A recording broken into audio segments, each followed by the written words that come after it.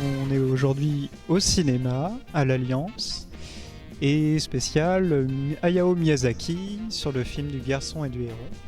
Bonsoir Evan. Et puis on a un invité pour une fois assez intéressant avec Erwan Kadoré qui est là avec nous. Bonsoir. Et qui est du coup enseignant en cinéma à l'université. Et puis à l'ESRA de Rennes également. Ok. Et on va pouvoir un petit peu décrypter, rentrer dans le film ensemble, essayer de comprendre ce film qui est bien différent aussi de ce qu'a fait Miyazaki avant, et en même temps on va voir, on retrouve des choses. Là on sort du film, on l'a vu. C'est quoi un peu vos fausses premières impressions, vu qu'on l'avait déjà vu avant, mais qu'est-ce qui ressort en revoyant le film là, comme ça ? Alors ce qui ressort en revoyant le film, c'est que je pensais que les choses allaient, que certains aspects du film allaient s'éclaircir un petit peu. En fait, je me retrouve sans doute avec autant de questions que la première fois, mais par rapport à la première vision, où moi j'avais tellement regardé le film que finalement ça avait parasité un peu ma compréhension de l'histoire. Donc là j'ai pu prendre un peu plus d'attention, on va dire, sur l'histoire en elle-même. Donc j'ai quelques théories, hypothèses, pistes éventuelles qui ont commencé à naître, mais des réponses, je suis pas sûr que j'en apporterai tant que ça. Ok. Eh ben moi de mon côté, pareil, je m'attendais à avoir plus de réponses aussi. Et au final, à peu près à la moitié du film, j'ai abandonné à nouveau. Et je me suis juste dit, je suis revenu sur ma scène préférée, qui est... en tout cas, la scène qui, moi, me touche le plus, c'est le moment où Maito appelle maman. Et en fait, je trouve que c'est très très beau. Puis visuellement aussi, il y a beaucoup de choses. Et en fait, à partir de cette scène-là, sur le deuxième visionnage, je me suis dit, non, mais en fait, c'est juste beau, ça veut dire des choses, et en fait c'est un enchaînement de scènes qui ont un lien, mais il faut pas non plus trop chercher.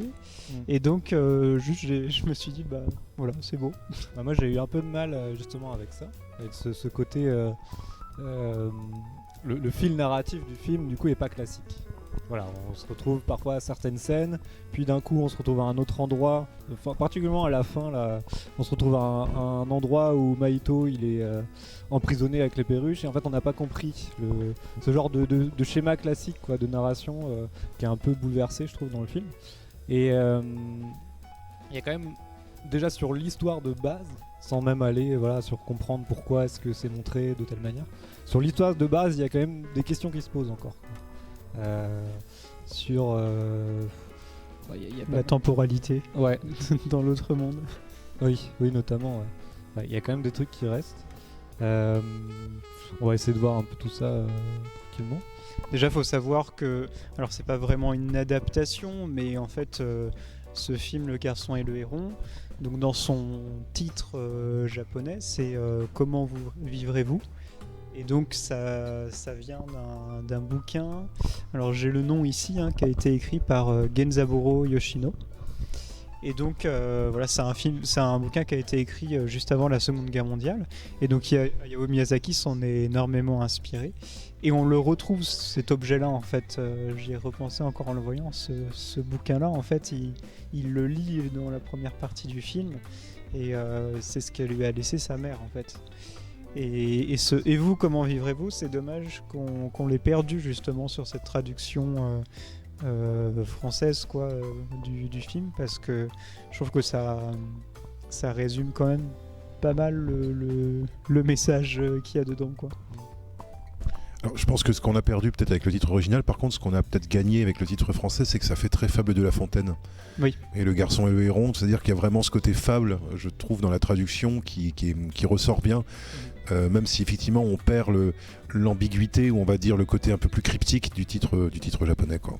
Mais effectivement le bouquin apparaît et c'est assez intéressant, parce que moi je sais pas si c'est moi qui surinterprète ou non, mais en fait dans le tas de bouquins qu'il y a pour moi il y a des références, il y a des clins d'œil à d'autres films de Miyazaki, puisqu'on retrouve le cerf de Princesse Mononoke, enfin l'esprit de la forêt dans Princesse Mononoke, et on retrouve une couverture avec un arbre géant, et moi ça me fait penser à l'arbre géant de mon voisin Totoro.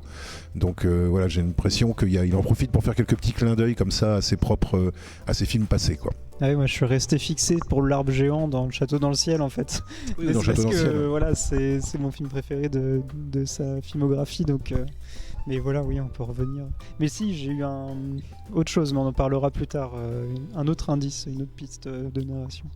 Justement, on peut peut-être commencer par se dire en quoi ce nouveau film là, toi tu disais c'est pas le premier film énigmatique, parce que c'est ce qu'on disait, hein, ça ressortait beaucoup en sortant de la salle, les gens n'avaient pas compris quoi, ou ils étaient perturbés quoi par ce film là, ils le ressentaient pas comme un joli conte avec une jolie histoire qu'on raconte, comme peut-être Miyazaki nous avait habitués avant, et du coup voilà. C'est pas le premier film énigmatique. Il y a eu le dernier film qu'il a fait qui était plus réaliste, Le vent se lève. Est-ce que Miyazaki finalement, est-ce qu'il fait que du film jeunesse? Est-ce qu'il fait autre chose pour qui s'adresse? C'est des questions qu'on peut se poser quoi derrière. Alors ça c'est à mon avis, je pense que Miyazaki commence à être assez âgé, hein, donc il a une période de sa vie où on est plutôt dans on va dire, où je pense qu'on est plutôt dans une forme de bilan en fait de ce qu'on a fait en fait de son existence. Donc pour lui c'est pas tellement comment vivrez-vous, mais c'est comment j'ai vécu et qu'est-ce que j'ai fait hein, justement. Et je trouve que ce film-là, alors c'est assez, je trouve intéressant et finalement assez logique qu'il arrive après Le vent se lève, parce que pour moi Le vent se lève, quand je l'avais vu, j'avais déjà senti que il avait moins envie de faire du film purement jeunesse, mais qu'il avait envie de parler de lui de manière beaucoup plus directe qu'auparavant, à travers le portrait déguisé de son père, mais qu'on retrouve ici aussi dans Le Garçon et le Héron, à travers la figure du père aussi, qui a le même métier que dans Le vent se lève, c'est-à-dire de fabriquer des avions de chasse. Et je pense que ça c'est lié en fait au fait qu'il arrive dans la dernière partie de sa vie et que il revient finalement à ses débuts et à son enfance, à sa jeunesse et à tout ce qui a pu servir de matrice en fait pour son cinéma, qui avant était dissimulé sous, on va dire, un aspect peut-être plus divertissant, au sens où quelque chose qui est frappant dans Le Garçon et le Héron, c'est que par exemple, moi je trouve que ça met beaucoup de temps à démarrer. C'est-à-dire que le passage dans le monde imaginaire, en fait, il est beaucoup plus lent que dans ses autres films. Si on compare par exemple à Chihiro, par exemple, ou même à Pogno sur la falaise, ça prend quasiment 45 minutes où c'est très réaliste en fait, le film est très réaliste, un peu comme Le vent se lève d'ailleurs. Et c'est au bout de 45 minutes que la dimension merveilleuse finalement commence véritablement à apparaître. Je pense que ça doit probablement être un des aspects qui a dû déstabiliser un peu les spectateurs, parce que c'est vrai que quand vous emmenez votre enfant de 8 ans pour voir un Miyazaki, vous vous attendez plutôt à voir un Miyazaki tel que vous vous en souvenez, c'est-à-dire Le Château dans le ciel. Mais si on regarde attentivement, justement, moi je trouve que à partir de Chihiro, moi je dirais, ça commence à devenir déjà plus cérébral en fait, comme type de cinéma, et ça commence à devenir plus du cinéma entre guillemets tout public dans le sens où il y en a pour les enfants et il y en a aussi pour les parents en fait. Et on peut retrouver des choses, je pense qu'on voit pas le film de la même manière si on a 8 ans ou si on a une quarantaine d'années quoi. Est-ce que tout le monde s'y retrouve en fait? C'est ça aussi la question. Alors, en tout cas, moi, des enfants que je connais qui ont vu le film, eux, ils s'y retrouvent plutôt. Et alors, c'est un peu étrange, mais ce côté énigmatique, en fait, je pense que ça, c'est quelque chose qui travaille beaucoup les adultes. Le fait qu'on veut comprendre de quoi il est question. Alors que, visiblement, pour les enfants, ils comprennent pas tout, c'est pas très grave pour eux. Cette espèce d'impression de relâchement sur le plan dramatique, c'est pas très grave pour eux, parce que comme on passe d'un espace à un autre, il y a toujours on sait pas ce qui va se passer dans la scène d'après. Et je pense que cet effet de surprise, ça je veux pas me mettre à leur place, mais je pense que ça marche toujours très bien avec les enfants. En tout cas, moi j'ai pas eu de retour sur le petit panel d'enfants d'amis, j'ai pas eu de retour me disant je me suis ennuyé quoi. Voilà, j'ai entendu dire plutôt qu'ils avaient plutôt aimé le film, même s'ils avaient pas tout compris. Alors que les adultes se sont beaucoup plus grattés la tête, moi j'ai l'impression. Et ils sont beaucoup plus ressortis en se disant il y a un sens caché dans ce film et j'arrive pas à le voir. Et moi je suis pas certain qu'il y ait un sens caché, justement. Je pense qu'il y a probablement des choses cachées, mais je suis pas certain que le but du film ça soit de nous les donner. Je pense pas qu'on est censé sortir du film en arrivant à connecter tous les liens et à avoir une interprétation, on va dire, uniforme et univoque du film. Parce qu'en fait, le film, il est pas forcément censé donner ses réponses à nous en fait. Et si on reprend la figure du vieil oncle là, et ben comme il le dit, moi je vais donner l'utilisation de mes pouvoirs seulement à ma lignée, à un descendant de ma lignée. Et en fait, en 2018, il y a quand même donc Toshio Suzuki qui était son producteur, c'est ça ? Ouais, pendant une interview, qui dit Hayao Miyazaki, en fait, il souhaite léguer ce film à son petit-fils comme un message un peu d'adieu pour le préparer en disant je suis un vieux monsieur et je vais dans un autre monde, tout ça. Donc ça se trouve, c'est ça aussi, c'est que on ressent toutes ces choses énigmatiques, mais elles sont pas pour nous. Et en fait, c'est un petit peu ce qui se passe pendant tout le film, quoi. C'est au final, il y a personne qui reprend le flambeau et c'est pour personne en fait ce monde alternatif, quoi. Ouais, je vois ce que tu veux dire. Bah en fait, il y a on peut parler peut-être de la famille de Miyazaki, parce que on en avait parlé l'autre jour, c'est assez incroyable quoi. Il y a son fils qui pareil a travaillé pour les studios Ghibli, a réalisé quelques longs métrages, etc. Et il y a un très beau documentaire, une très belle série documentaire en 4 épisodes qui retrace un peu, qui s'appelle 10 ans avec Hayao Miyazaki, qui retrace un petit peu on voit Miyazaki au travail, on voit Miyazaki dans les studios, on voit son tempérament et on voit sa relation avec son fils. Et il y a vraiment un épisode consacré à ça et on voit que c'est désastreux en fait. Il y a quelque chose de tragique dans leur relation parce que je sais pas comment dire ça, mais est-ce qu'il lui fait pas confiance? Est-ce que quand son fils réalise son film, son père il dit il a pas mûri quoi. Enfin, il a 40 ans mais il connaît rien au monde. C'est fou quand même d'en être à une vision pareille quoi. Moi je pense que là je pense que alors, sans trop psychologiser, je pense que ça s'explique aussi par la relation que Miyazaki a eue avec son propre père. Et Miyazaki à plusieurs reprises comment dire, pendant très longtemps en fait, il a eu une vision assez négative de son père parce qu'en fait ils n'arrivaient pas à communiquer tout simplement. Et je vais pas non plus, trop mettre du Freud là-dedans, mais je pense que il y a eu quelque chose d'étrange effectivement dans cette famille, c'est-à-dire que, alors en plus, ce sont des Japonais où la question de la communication, c'est toujours une question qui est pas forcément simple au sein des familles.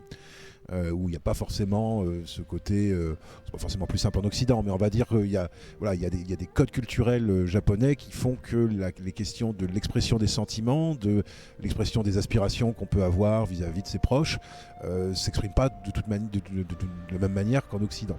Et en fait, Miyazaki a regretté en fait après la mort de son père, il a regretté en fait de ne pas avoir eu de vraies relations finalement avec son père, sauf que, et ça je pense que ça par contre c'est un truc qui peut parler à tout le monde et qui n'est pas spécifiquement japonais, c'est-à-dire qu'il a beau avoir conscience du manque qu'il a eu lui en tant qu'enfant, il se retrouve à répéter exactement le même schéma en tant que père. Et j'imagine que d'ailleurs ça doit être assez compliqué pour lui à gérer, parce que ça doit être assez violent, parce que j'ai du mal à croire que Miyazaki soit pas suffisamment intelligent pour ne pas avoir conscience du fait que son héritage familial est aussi ce qui l'empêche, lui, d'opérer cette transmission directe avec son fils, ce qui explique qu'il passe par-dessus la tête de son fils, finalement, pour s'adresser à son petit-fils. Et ça, par contre, ça c'est un truc qu'on trouve aussi en Occident, hein.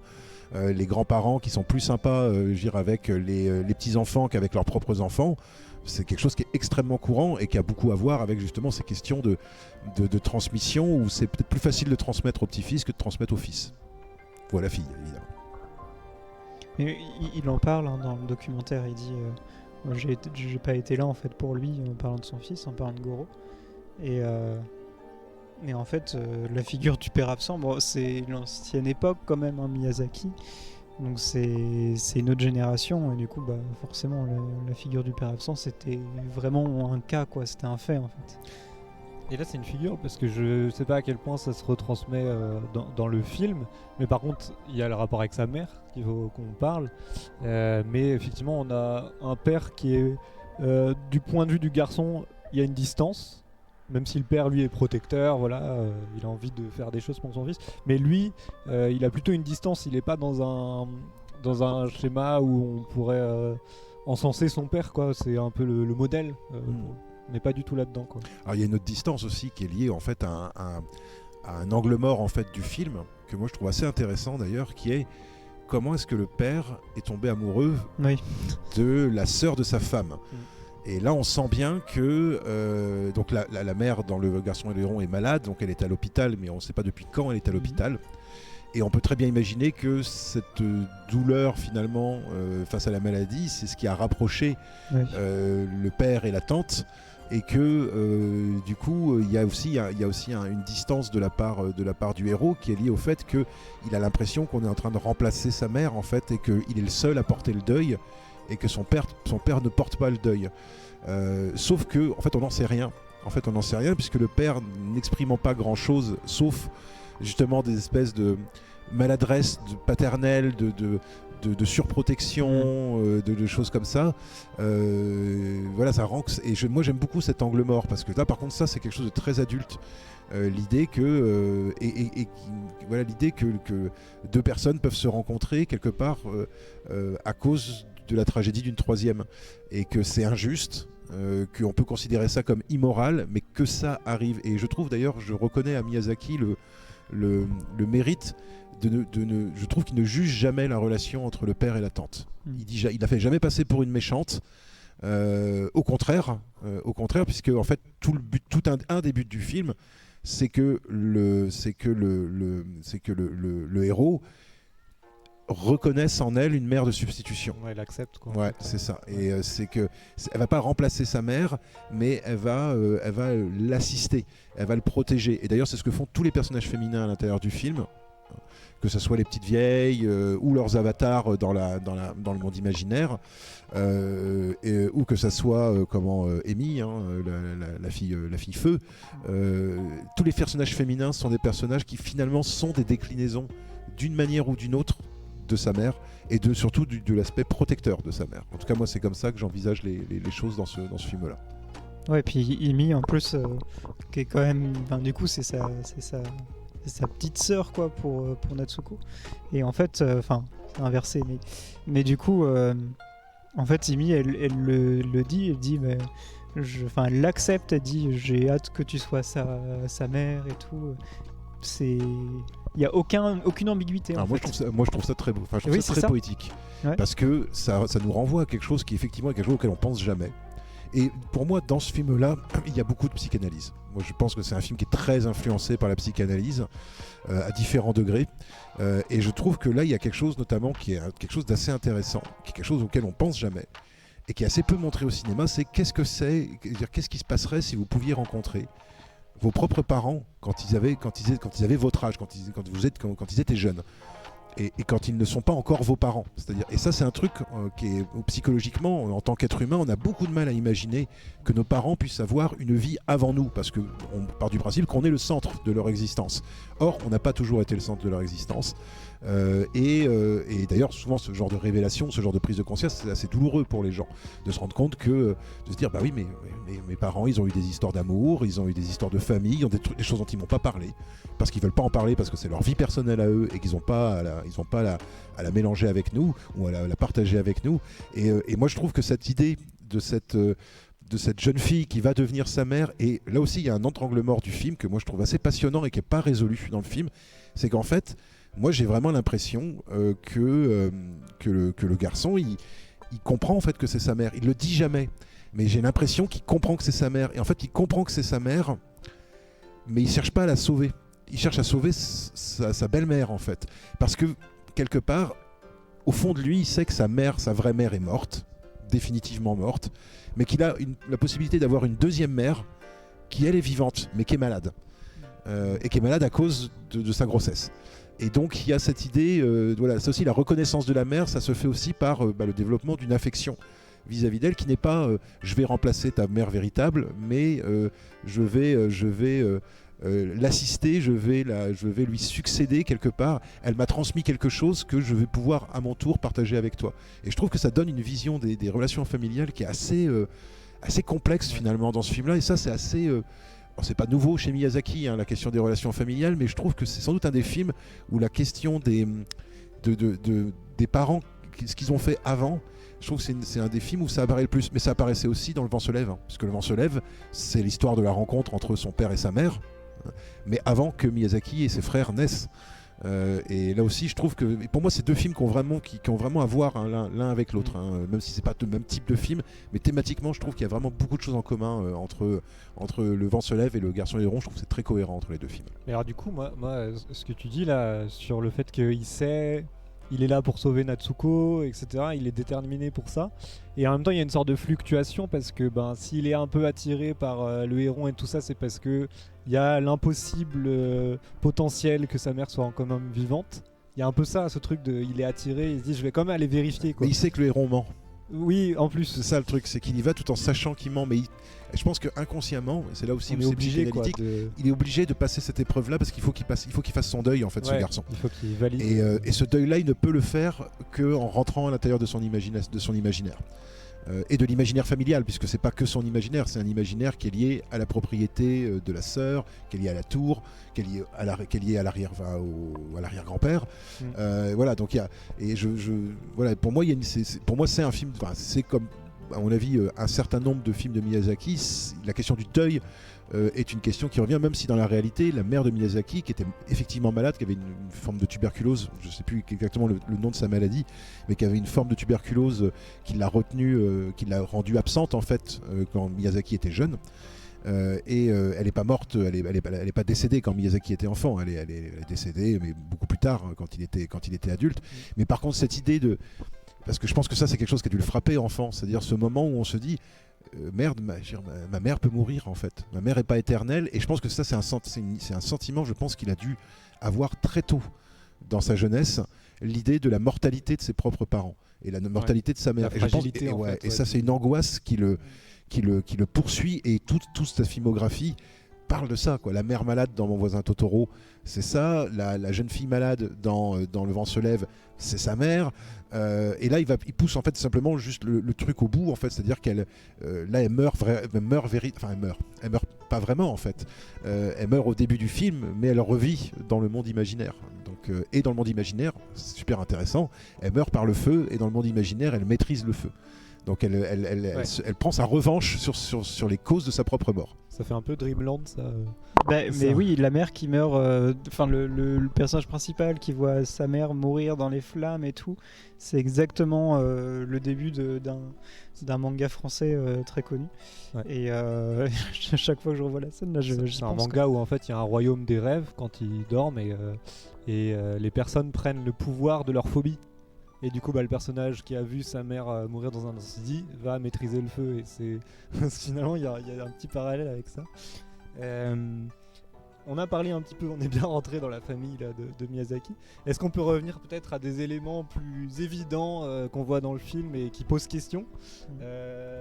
Le fameux grand-oncle, on a bien compris que c'était sa famille, il y a une logique à comprendre. Les perruches, la salle d'accouchement, tout ça, tous des trucs qu'on n'a pas compris. Est-ce qu'on essaye de décrypter un peu tout ça ? Justement, les perruches, moi j'aimerais bien revenir en premier parce que sur ce deuxième visionnage, je me suis dit un truc. En fait, c'est... Je me remets un petit peu, tu vois, là je vais cook un petit peu.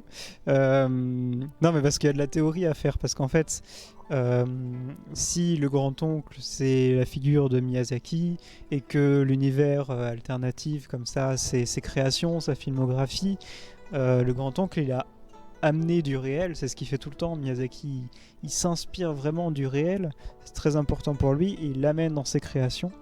Et en fait, le grand-oncle, lui, il a amené des choses dans ce monde alternatif.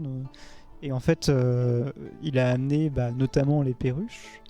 Et en fait, ça c'est devenu hors de contrôle. On n'a pas cette histoire-là. Ça aussi, c'est oui, hors. On sait pas d'où ça vient. C'est hors champ, quoi. Ouais. Mais en fait, on voit que c'est un truc c'est quelque chose qu'il a amené comme ça dans sa création, et ça l'a échappé des mains.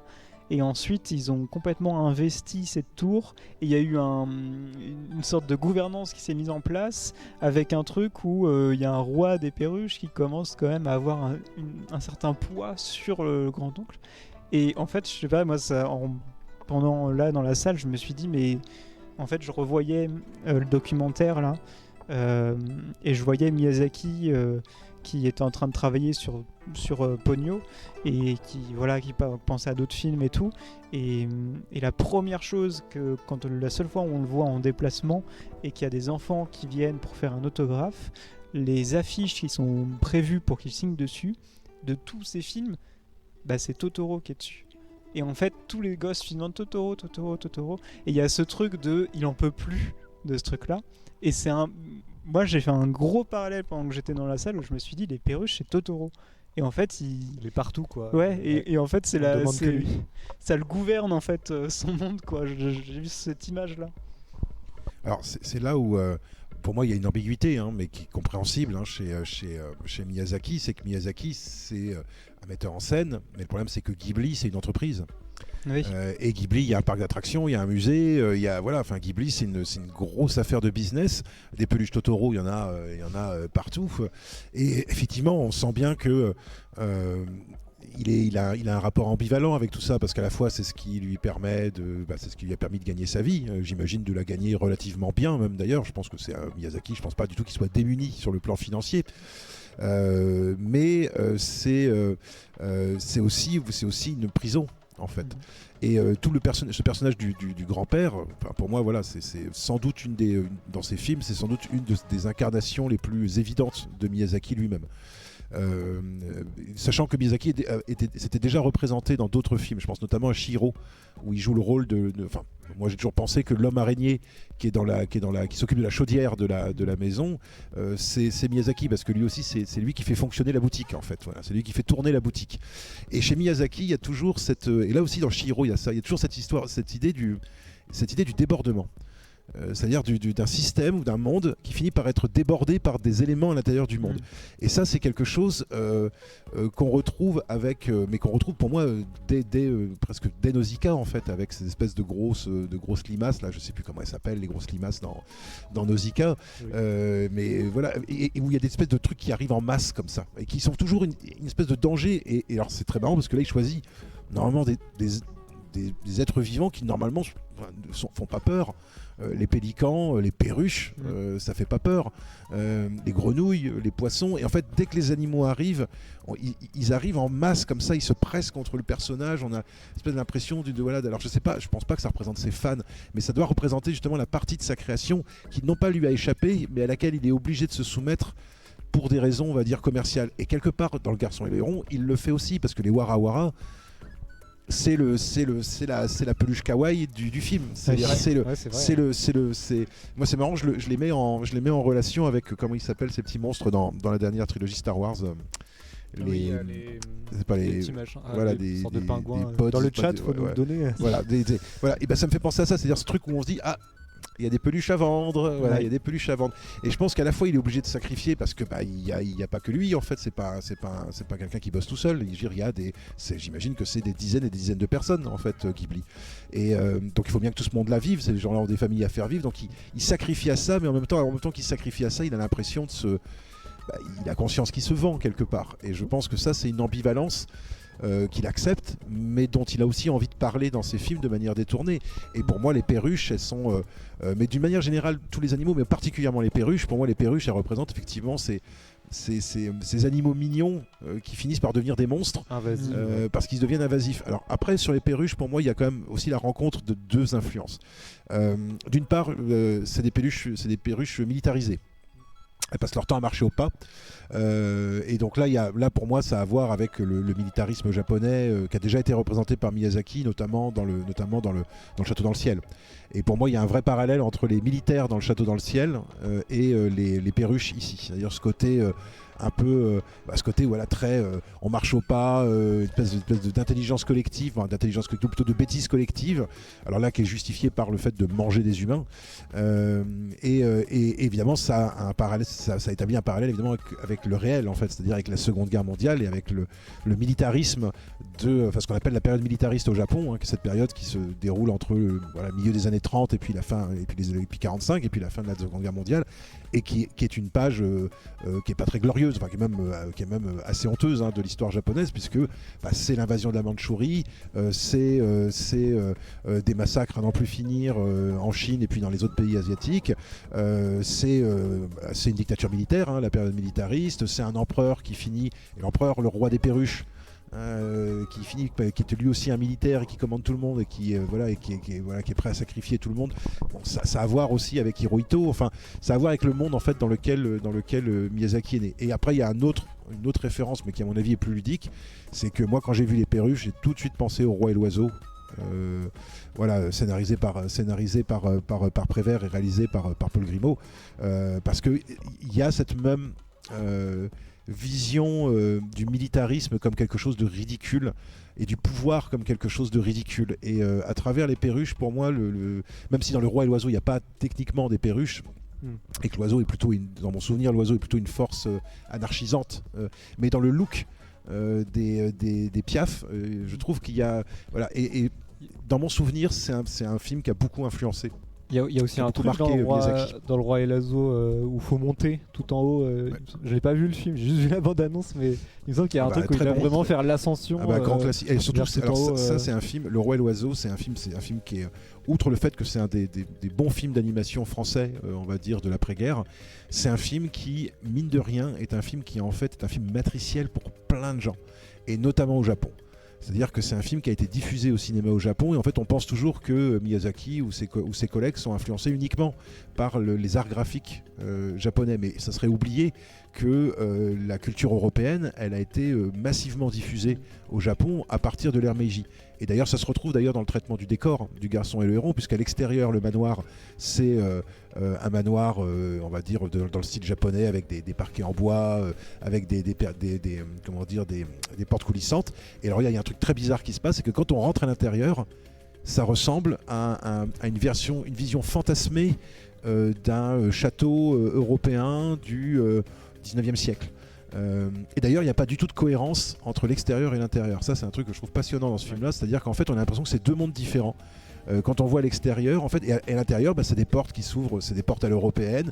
Les personnages ne sont à part le fait d'enlever ses chaussures en rentrant, il n'y a quasiment pas de signe de la culture japonaise en fait. Il y a quelques tentures, il y a un lion ici, un dragon là, mais c'est vrai que sinon c'est une espèce de mix entre la culture européenne et la culture japonaise, et qui rend du coup l'espace, même l'espace réel, déjà irréel en fait, ou déjà étrange, et qui nous prépare en fait à rentrer ensuite dans le monde imaginaire, où on va retrouver dans la bibliothèque, dans la tour, et puis ensuite dans d'autres décors, donc notamment les colonnades, le château des Perruches. On va retrouver cette influence européenne, mais qui n'est pas présente que chez Miyazaki, qui est présente dans plein de films et dans plein d'animés japonais depuis les années 70. Alors avant de continuer, on nous dit effectivement dans le chat que c'est les porgs, les petits porgs, trucs voilà, de Star Wars. Voilà. Oui, exactement. Donc d'ailleurs, petit message pour le chat, si jamais il y a du monde chez vous, n'hésitez pas à poser vos questions et tout, c'est vraiment le moment, je vous lis, je vous ai sur la tablette, donc comme ça on peut aussi alimenter l'émission avec ça, quoi. Donc n'hésitez surtout pas. Est-ce qu'on parlerait pas un peu d'animation? Parce que quand même, c'est les studios Ghibli, c'est quand même particulier en termes d'animation. Je sais pas si c'est ressorti quand vous avez vu le film la première fois, ce truc là de je suis devant un Ghibli. Enfin moi c'est ce qui est ressorti. Dès la scène d'ouverture, l'empressement des personnages qui montent les escaliers, tu retrouves la patte instantanément. Quand ils montent à quatre pattes là, à la scène d'ouverture, tu ressens cet empressement que tu as vu avant. En fait c'est de l'animation, mais c'est aussi des gestes qui reviennent tout le temps. L'empereur là, le roi Perruche là, quand il vient, il s'énerve là, il essaie d'utiliser là les petits blocs là, il est en mode, il prend comme ça, puis après ça l'énerve, il tape dessus et tout. Et ça c'est dans le château dans le ciel, c'est le mec qui est de la lignée royale aussi là, et puis il commande l'armée et tout machin, et il est en train d'essayer de commander cette arme nucléaire quasiment, et tu ressens le même agacement sur un truc de pouvoir aussi. Et en fait, c'est tout le temps les mêmes mimiques. Donc en fait, il y a à la fois l'animation traditionnelle et puis liée à des trucs, à des façons de se mouvoir des personnages. Qui est vraiment bossé, quoi. Qui est très, qui est très il y a les particulier. réactions aussi quand il y a quelque chose, un personnage qui est impressionné. Il y a ce truc lent où il y a ses cheveux qui se lèvent. Ah oui, quand on voit souvent ça dans les films de Miyazaki. Quand il s'énerve ou quand Ouais. il prépare un truc, et ça fait comme ça. Ça Et fait- c'est tout son corps qui s'érisse en fait. Et ça, on reconnaît ça chez Miyazaki notamment, quoi. Alors avec moi, je trouve dans ce film-là des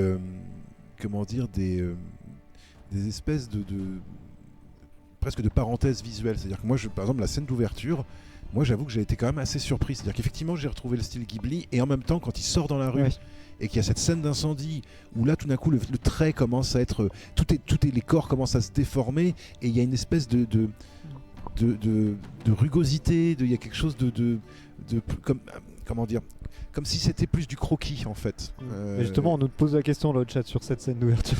Moi, on dit qu'est-ce qui justifie ces trucs-là, pourquoi faire une animation différente du reste, quoi. Alors je sais pas ce qui justifie la raison pour laquelle c'est animé de cette manière-là. Par contre, le fait que ça soit rendu de cette manière aussi quasiment abstraite en fait, où on voit des ombres, et en plus on voit ça de son point de vue à lui, donc on voit des espèces de corps complètement déformés comme ça qui passent, puis les flammes, le bruit, et alors là, moi en travaillant un petit peu donc sur cette rencontre, j'ai lu que Miyazaki a eu l'occasion de déclarer que son premier souvenir d'enfance c'est les bombardements. Non pas sur Tokyo mais sur la ville où il était réfugié en fait avant qu'il parte justement à la campagne, parce qu'en fait il est né en 41, donc Tokyo a été bombardé, sa famille est partie, ils sont partis dans une autre ville qui était une assez grande ville qui a été bombardée en 45 il me semble, et c'est ensuite qu'il est parti pendant 2 ans à peu près, 2 ans ou 3 ans à la campagne. Dans une petite ville à côté. Et Miyazaki a déclaré à plusieurs reprises que un des premiers souvenirs d'enfance qu'il a, c'est ça. Et je me demande si le fait que ça soit une des seules scènes en fait où on a vraiment cette différence de style, je me demande si ça n'a pas à voir avec ce ressenti personnel en fait d'image fugace de celle qu'un enfant de 4 ans peut avoir quand il assiste à quelque chose de complètement chaotique, dramatique, tragique autour de lui et qu'il ne comprend pas. Voilà, et qu'il ne comprend pas. Et là, même si c'est vu à travers les yeux d'un adolescent, est-ce que c'est... Là, il faudrait demander à Miyazaki lui-même, quoi. Mais il y a quelque chose de flottant, effectivement, de ce qui ramène au souvenir. On nous dit dans le chat aussi, on sent la chaleur du feu à travers les images, parce que ça fait vraiment les ondulations de la chaleur. D'ailleurs, il y a plein d'effets qui sont très beaux. Moi, je trouve pendant tout le film, notamment des travaux sur le flou. Et sur justement, alors dans la scène d'ouverture, mais après il y a même dans les décors, il y a plein de moments avec des effets de lumière, avec des lustres au premier plan, mais qui sont flous par rapport à l'arrière-plan qui est net. Bon, ça, moi je suis très très très fan, et pour moi c'est aussi là que ça se vérifie la qualité des films Ghibli. C'est dans cette capacité en fait à faire des compositions de cadres où on se rend pas compte tout de suite à quel point ça a été pensé en fait en termes de composition, en termes de cadrage. Ouais. Moi j'ai été marqué par cette scène d'intro. Enfin, je la trouve vraiment. Et puis quand ça revient, cette Oui. scène là où quand il est en train de regarder les chaussures, les deux paires de chaussures, et puis que tout d'un coup il y a le feu comme ça qui revient. Et d'ailleurs, quand le feu réapparaît, il est toujours traité un peu de cette manière-là, avec ce côté, faussement brouillon, en fait. Voilà, je sais pas trop comment dire ça autrement, mais faussement brouillon, et qui, je trouve, tranche un petit peu avec la rondeur et puis la douceur, en fait, du dessin ou de l'animation de Miyazaki de manière plus générale. Mais on peut se demander aussi s'il n'y a pas une utilisation par moment de la 3D. Notamment sur les rideaux. Oui, mais que ça. Mais qui sont beaux. J'ai cherché après partout, les rideaux, tout autour. Je sais pas pourquoi il y a une emphase sur ces rideaux. Il y a un plan comme ça où il s'approche des rideaux, où il s'approche des rideaux comme ça, puis il y a presque un effet 3D en fait, sans lunettes 3D en fait, c'est assez curieux. Et en fait, nous on se demande s'il n'y a pas pour une fois l'utilisation vraiment d'un moteur 3D dans ça. Après, on n'a pas pu trouver des informations pour le savoir, mais il y a vraiment que ces rideaux là qui déjà ont une couleur très particulière, un aspect visuel très particulier, mais dans leur mouvement c'est complètement différent. On dirait que ça ondule vraiment comme qu'on pourrait voir justement de l'animation 3D quoi. En fait, quoi. Après avoir revu là en deuxième séance, je me demande si au tout début les tanks là qui arrivent, ils m'avaient l'air aussi un peu différents, à côté par rapport au paysage qu'il y avait derrière. Et aussi, peut-être la pierre là qui vole et qui a cette scène sur la fin où ça explose en Le plein de monolithe. morceaux. Je me demande s'il n'y a pas ça aussi qui pourrait être utilisé en 3D parce que ça avait un aspect très particulier en tout cas. Moi, en tout cas, je pense que mon œil est pas assez exercé en fait pour vraiment être capable de dire c'est sûr c'est de la 3D ou c'est sûr c'est bon si. On peut pas être sûr. Voilà, quand je vois les fonds, ouais. moi j'aime beaucoup ça, les arrière-plans où on voit le crayonné, moi j'adore ça. En animation, j'adore voir le trait du dessin. Ce qui explique d'ailleurs, moi je comprends très bien d'ailleurs pourquoi est-ce que voilà Ghibli ils ont produit par exemple la Tortue Rouge, parce que voilà il y a un rapport au crayonné, il y a un rapport à la matière en fait où on voit la matière picturale et le trait, et en fait on voit le dessin en fait, on sent le dessin, et pourtant ça ne rentre pas en conflit avec notre compréhension de l'intrigue ou avec notre acceptation du monde qu'on est en train de voir. Ouais, clairement. Alors je sais pas, peut-être que les fans de Miyazaki considèrent que utiliser la 3D dans un Ghibli ça serait une trahison, je sais pas exactement quelle est la position des fans là-dessus. Moi je sais qu'en tout cas, moi je sais que sur Le Garçon et le Héron, si c'est le cas, moi ça me dérange absolument pas, parce que j'ai vraiment l'impression que c'est utilisé de manière très ponctuelle. Comme on la voit pas en fait. Voilà, et que c'est vraiment pour des effets très très très précis quoi. Ouais. Et, voilà. Ouais, Et je trouve que ça fonctionne très bien, et ça donne justement, ça permet d'avoir de la variété en fait aussi, parce que entre la scène d'ouverture, le style Ghibli on va dire le style Miyazaki un peu traditionnel, des moments en 3D, des moments justement avec des fonds qui sont des fonds qu'on voit bien le trait du dessin, et d'autres moments où au contraire c'est beaucoup plus propre entre guillemets. Je trouve que ça donne du coup des variétés, des variations en fait graphiques qui sont, moi je trouve assez passionnantes à observer et à contempler en fait. Et moi je trouve que c'est un très beau film en fait visuellement, en dehors de l'histoire et des interrogations qu'on peut avoir. Moi je trouve que c'est un très très beau film. Pour moi il n'y a jamais de loupé visuellement quoi. Tout est très effectivement beau à voir. On voit bien justement, on va parler de ça un petit peu, 3D, pas 3D, celluloïd, l'animation entre guillemets à la traditionnelle comme ils ont probablement encore fait. On voit bien les calques quand il y a des débris, tu disais, quand la tour s'effondre, on voit bien d'abord le calque des débris en fait, qu'ils ont d'abord animé à la main, des tout petits débris qui mettent tout devant du coup les plans, et ensuite derrière l'animation des personnages, donc qui est long à faire, et ensuite les backgrounds à la fin, les arrière-plans. On a un petit extrait que je trouve intéressant à montrer du documentaire qui montre un peu, voilà, ça va parler de lui-même en fait. On va se plonger un petit peu pendant 1 minute 30 dans les studios de Miyazaki. The animators draw sketch after sketch, as if driven on by Miyazaki. With a critical eye, he checks every single image.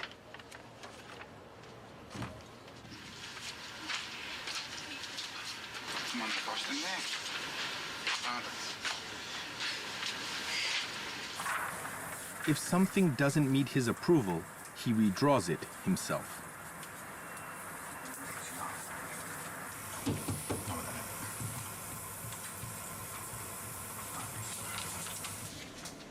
This one's from an important scene when Ponyo and Sosuke are reunited. It doesn't fully express how Ponyo feels upon finally seeing him. Miyazaki starts to rework it.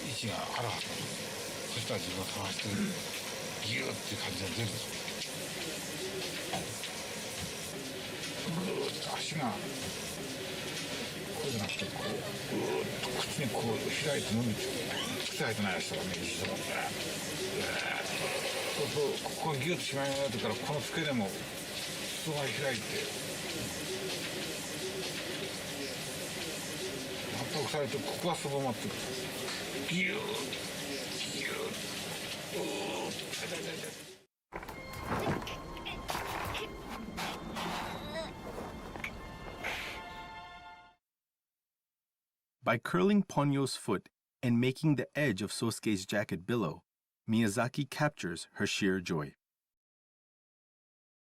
En fait, ce que ça raconte, c'est on voit Miyazaki qui travaille vraiment à la main des plans qui ont été faits par d'autres gens. C'est le job des animateurs en fait, d'animer voilà les trucs selon cette direction bien sûr, mais c'est énormément de boulot quoi pour chaque animation du film. Et lui en fait, quand ça lui plaît pas, et ben il reprend tout à la main. Il fait lui-même. Sachant que c'est quoi, c'est du combien d'images par seconde, Miyazaki? C'est vrai que j'ai même pas. C'est du 12 images, du 16 images peut-être par seconde. Ouais, sûrement. Ouais. Quelque chose comme ça. Ouais, ça doit être Bon, ça. ce qui fait quand même pas mal, quoi. Enfin, ce qui est quand même, voilà, ça donne la masse de travail. Ce qui est intéressant, moi je trouve, c'est qu'on est en 2024. En fait, c'est la même technique que la technique de Disney dans les années 30, quoi, en fait, ou la technique des frères Fleischer, quoi. Et ça, c'est assez intéressant de voir la permanence. C'est-à-dire qu'on a évidemment des renforts, mais que. Et ça en dit long sur le fait que, là aussi, sur une ambiguïté de Ghibli, qui est à la fois que c'est un énorme empire commercial aujourd'hui. Et il y a aussi quand même il y a toujours pourtant cette dimension artisanale et à laquelle visiblement Miyazaki tient beaucoup et qui explique aussi justement le fait qu'il va laisser apparaître les traces de son travail dans son animation. C'est que pour lui il y a encore cette dimension artisanale quoi. Il fait partie d'une corporation d'artisans qui continue son travail malgré les évolutions technologiques ou qui n'utilise les évolutions technologiques que pour renforcer ou pour aider et sûrement pas pour remplacer une technique qui certes est plus longue, qui est plus coûteuse, qui demande plus de gens, mais qui, moi je trouve en termes de rendu, en fait pour moi ça me fait le même effet que quand je regarde un film d'horreur et que je regarde un film d'horreur où il y a des effets qui sont faits sur le plateau.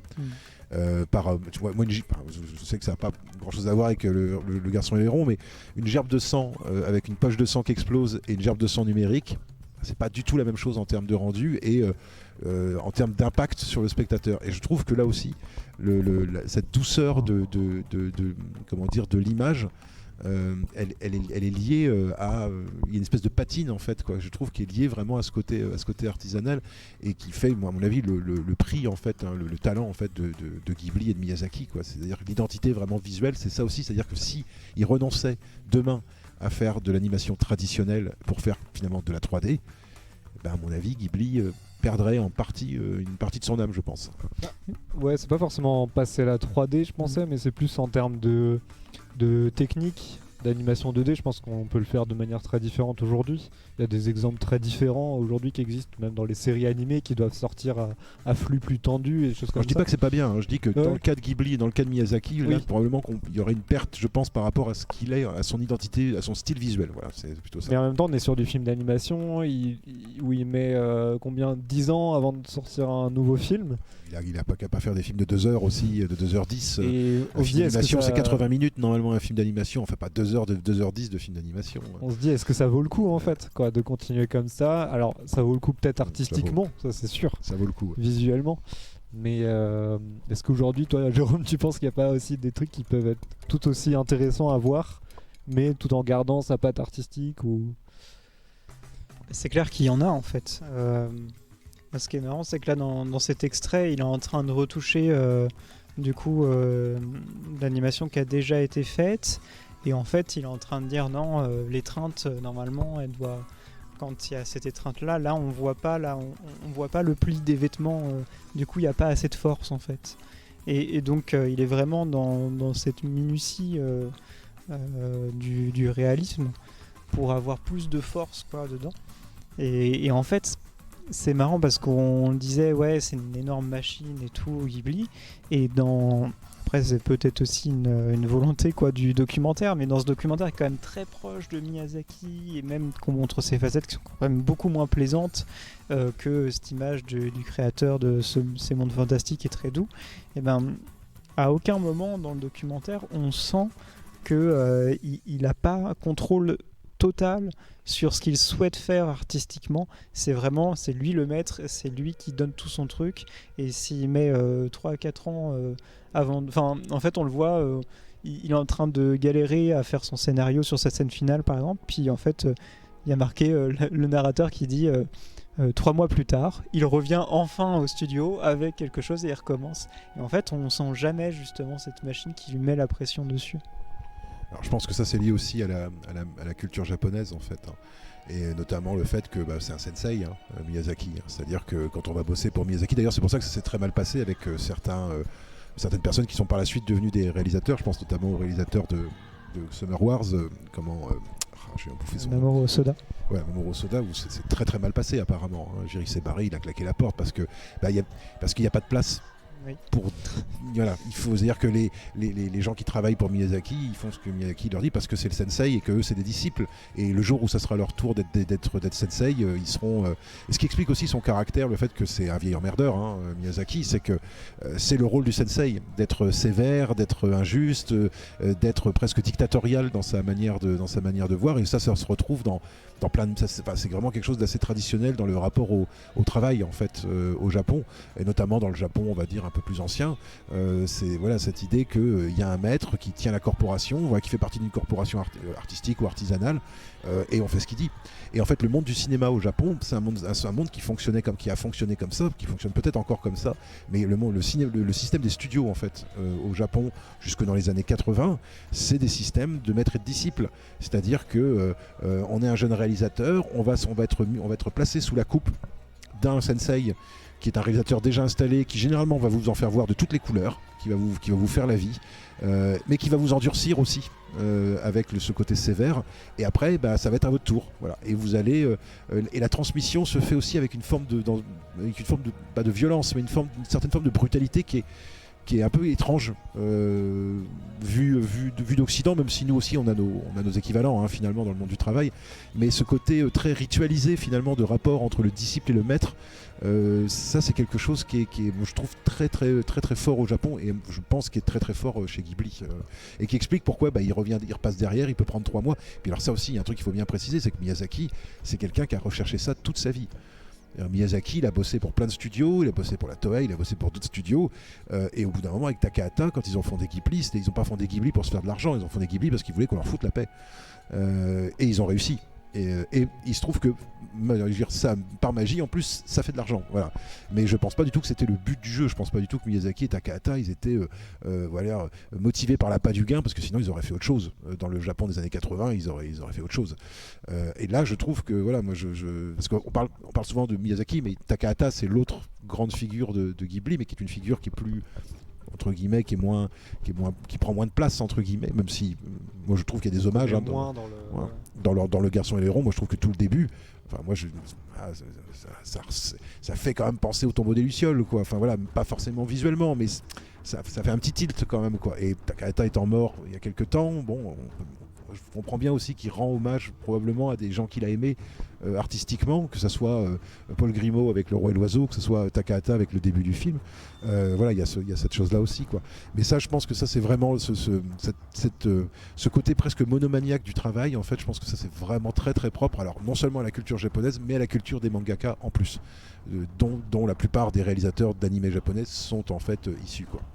Ouais. Miyazaki en l'occurrence. Ouais. Et justement, il y a même plus de comparaison, ça on change pas une recette qui marche, quoi. Et donc en fait, bien que les méthodes d'animation aujourd'hui aient évolué, lui il reste totalement pareil, et c'est même plus possible en fait de former une relève parce que c'est vraiment son œuvre, quoi. Mais à côté, aujourd'hui, on a quand même des méthodes de production qui sont quand même plus optimisés, qui sont plus optimisés avec le temps, avec aussi l'animation par ordinateur. Et aujourd'hui, nous, dans les œuvres dont on a déjà parlé précédemment, notamment sur des animés qui adaptent du manga et qui sont du coup très au fait des productions modernes, là c'est un autre rythme de parution et qui selon le management qui est fait derrière, arrive à sortir chaque semaine des épisodes d'une qualité incroyable, qui sont du niveau de la scène d'ouverture qu'on voit en fait. Ça s'est beaucoup amélioré depuis on va dire une quinzaine d'années, c'est-à-dire que avant il y avait, moi j'ai connu les animés en série quand j'étais plus jeune. Alors moi je suis de la génération du Club Dorothée, alors c'est que ça fait ancien combattant, mais moi je suis un peu de cette génération-là qui a découvert un petit peu l'animation japonaise dans les années 80. Et il y avait quand même les films en fait, les animés en fait au cinéma étaient très rares à l'époque. Je crois qu'un des seuls qui a dû sortir en France, ça devait être Akira. Et après, il y a eu quelques Miyazaki, mais les Miyazaki sont sortis plus tard à la fin des années 80. Puis après, un petit peu un petit peu de Mamoru Ishii, de choses comme ça. Mais c'était très très rare. Donc en fait, nous, ce qu'on voyait, c'était essentiellement la télé. Et en fait, rétrospectivement, en regardant après, donc plus tard, plus grand, en regardant Akira, en regardant Ghost in the Shell, en fait, j'ai mesuré qu'il y avait un vrai différentiel, en fait, qui était lié au rythme de production entre les séries type Chevalier du Zodiaque, où ça reprenait, on regardait 3 épisodes et puis ça reprenait les mêmes plans d'un épisode à l'autre parce que il fallait bien boucler ça en 25 minutes. Et voilà, on sentait bien que justement il n'y avait pas d'ordinateur encore à ce moment-là. On sentait bien qu'ils étaient quand même pressés par le temps, alors que quand on fait de l'animation en long métrage pour le cinéma, on a une espèce, non pas de liberté, mais on a un temps en fait qui nous est accordé, qui est plus grand. Et je pense que c'est pas que le cinéma japonais, je pense que c'est valable aussi pour l'animation française par exemple, parce que voilà, il y a aussi d'autres pays d'animation qui font de l'animation pour le cinéma parce que le coup c'est moins frustrant que la télévision. Mais visiblement, d'après ce que vous dites, ça a l'air d'avoir quand même pas mal changé depuis une dizaine, quinzaine d'années, quoi. Je crois qu'aujourd'hui la pression, donc à l'époque là où la pression des producteurs pour sortir les séries animées, c'était la deadline à la télé, il faut que ça aille vite, etc. Et donc on recycle des plans, on fait des récaps des anciens épisodes pendant 5 minutes, etc. Ça prend du temps à chaque fois sur l'épisode qui sort le jour même. Par contre, aujourd'hui, je crois que la pression du public, avec le fait que ça se soit généralisé, les animés, etc., la pression du public pour avoir des belles animations est plus forte aujourd'hui. Et aujourd'hui, du coup, les producteurs doivent se dire il va falloir qu'on fasse de la qualité, sinon, en fait, notre animé, si jamais... selon ce que c'est, selon le thème, la thématique, etc., il va pas ressortir, quoi. Et en fait, il va pas fonctionner. Parce qu'avant, c'était acheté au kilo. France 2, anciennement Antenne 2, voilà, ils achetaient c'était pour remplir les cases jeunesse, parce qu'il n'y avait pas assez de production en France, en fait, tout simplement. Donc on achetait, alors on avait le droit, moi je peux vous le dire aussi, on avait le droit, alors c'était partagé entre de l'animation japonaise et des mini-séries allemandes qui étaient toujours dans des tons bruns marronasses. Voilà, donc c'était un peu deux salles, deux ambiances, et ça donnait un imaginaire enfantin qui était quand même assez curieux. Et puis au milieu de tout ça, il y avait Téléchat. Des moments d'absurdité absolue, de surréalisme, où on se rendait bien compte que c'était pas pareil. Bon voilà, c'était vraiment très différent. Et c'est vrai que c'était pas du tout respecté. Enfin moi j'ai le souvenir que c'était même par moi spectateur, c'était vraiment du bourg-cerveau, quoi. Enfin c'était vraiment de la malbouffe télévisuelle. Et je pense qu'effectivement le fait qu'il y a 2-3 générations qui ont passé et que maintenant l'animation japonaise, et d'ailleurs et le manga, sont devenus des vrais phénomènes de pop culture qui sont devenus aussi respectables que les comics américains, par exemple, ou la BD franco-belge en Europe. Je pense que ça aide beaucoup, et quelque part ça me rassure que vous disiez ça, parce que moi je suis toujours assez fâché contre les fans généralement, parce que moi je trouve que les fans sont trop intrusifs dans les processus créatifs en disant oui mais moi je veux du Star Wars.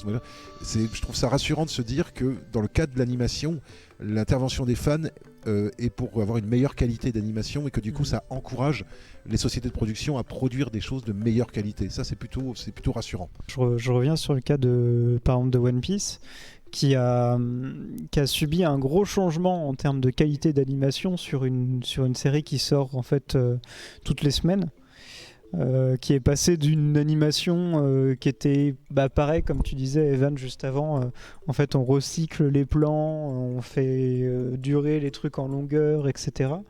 Et puis en termes de lumière, il n'y avait pas de cinéma en fait dedans.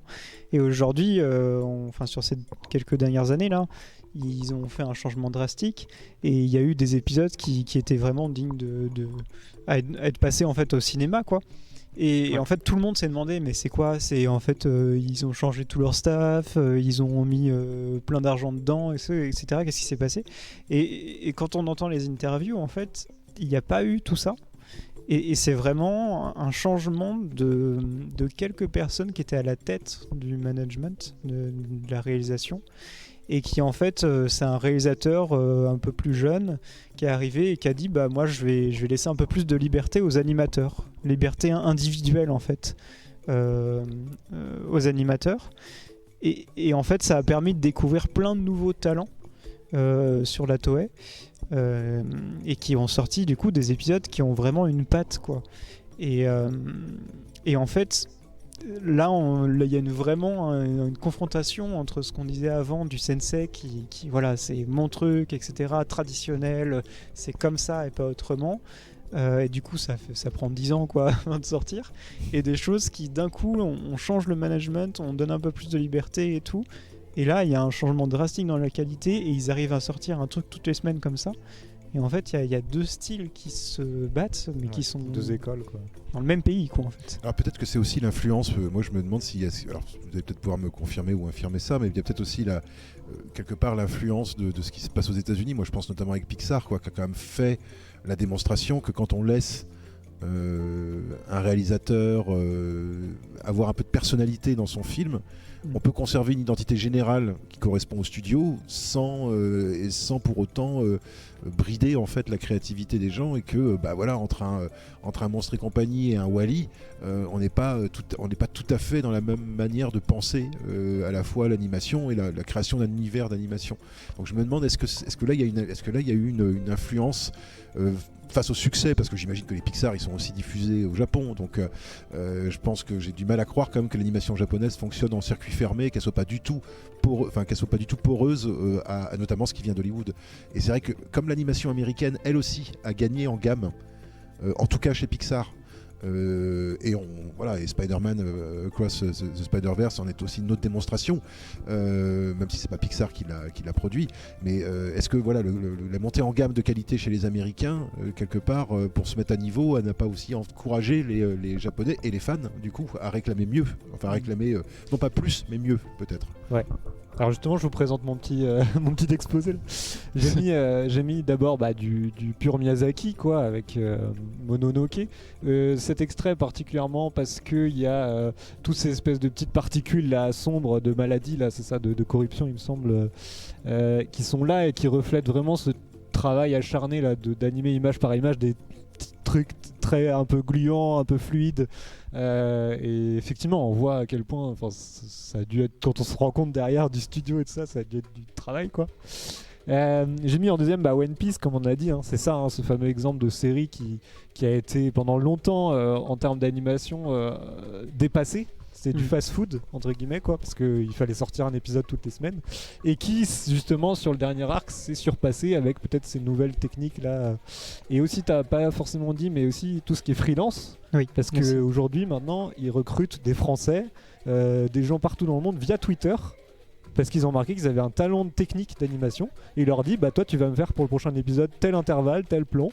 Et ça marche très bien aussi quoi. D'ailleurs il me semble que les séquences là, sur cet épisode c'est Vincent Chansard, donc oui, qui est l'un des plus connus sur le milieu. Ça c'est lié aussi à une mondialisation des styles graphiques en fait, où les choses s'échangent, et c'est vrai que dans les années 80-90 il y avait que les Japonais qui faisaient du style manga quoi. Alors que maintenant vous voyez, quand on va dans une section animation dans une école de cinéma et qu'on voit les influences des étudiants, je veux dire, le manga et l'animé japonais, ça fait partie des influences principales, et peut-être même plus que on va dire la ligne claire franco-belge ou le comics à l'américaine. Hein. C'est le même débat sur la BD en fait qu'on a eu sur notre dernière émission il y a un an là. Il y a plein de BD qui sont influencées, BD européennes qui les sont BD influencées. Jeunesse sont très influencées manga en France. Et si je continue un petit peu mon truc, on a Spider-Man, Across the Spider-Verse là, qui du coup là pour le coup est plutôt de l'animation 3D. Mais comme il y a plein de styles différents, il y a des impact frames aussi, il y a des choses parfois en 2D même qui sont animées dans les arrière-plans, donc c'est un mélange complet. Ça c'était quand même une claque quoi visuellement ce film. Je sais pas si tu voulais dire un mot, t'avais l'air... Oui, non, c'est ce que je voulais que tu réserves le troisième en fait pour la fin.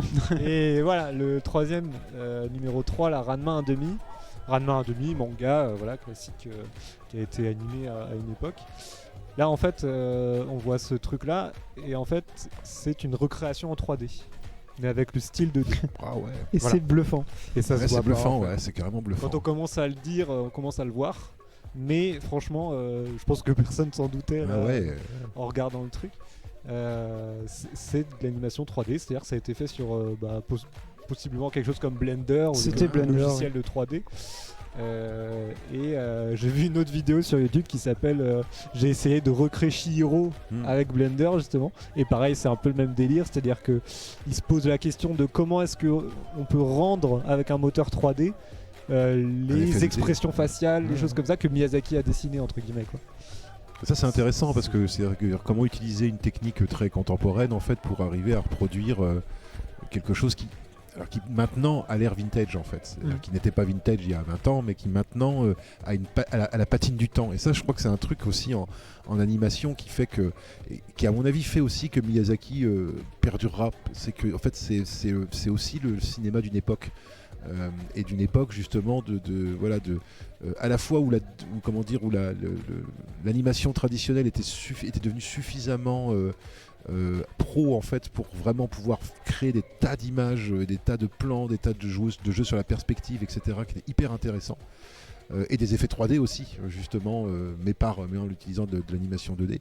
Et je pense qu'il y a, à mon avis, c'est ce qu'on retiendra aussi, un peu comme avec Akira ou avec d'autres cinéastes ou d'autres films, c'est que c'est un cinéma c'est le cinéma qui a permis aussi que maintenant on en vienne à avoir justement des logiciels 3D qui permettent de refaire de la 2D, et que finalement c'est pas très grave en fait qu'on utilise un logiciel 3D pour faire de la 2D.